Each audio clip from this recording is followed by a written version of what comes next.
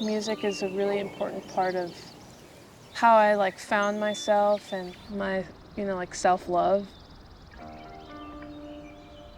I'm always trying to remind myself that the reason I'm working or I'm making all this music, which I love so much, is also just to be able to enjoy my present moment.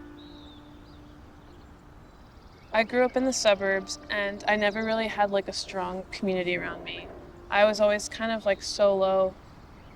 I never really went through a time where I was really hard on myself because I didn't have that many close friends. I think because I had music and I had these things that I loved so much, and I was just kind of in my own little world in that way.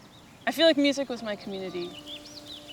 My parents only listened to all sorts of reggae music, and I had a really big family, so anytime there was any sort of holiday or anything, we would have huge family gatherings, and my dad would DJ.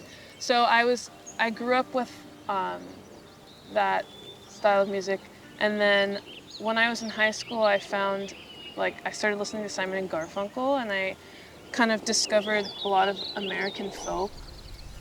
For a long time, I ignored how important Jamaican music is to me or reggae music is to me, and now when I make music, I think about all those years and all of that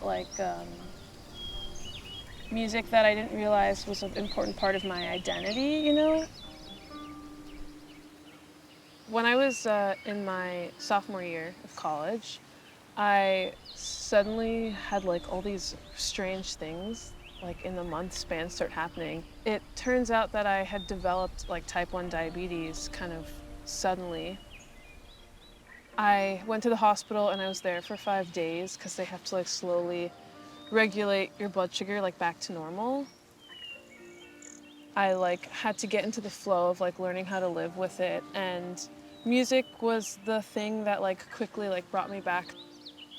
I have days where I'm just really having a hard time managing it, and I will probably have many of those days for the rest of my life.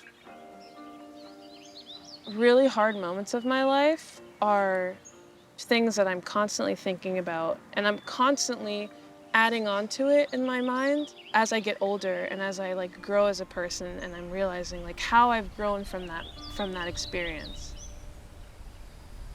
All experience moments that are really hard, whatever they may be, and then moments after where, on how we can overcome that moment, and I feel like we all experience that same cycle.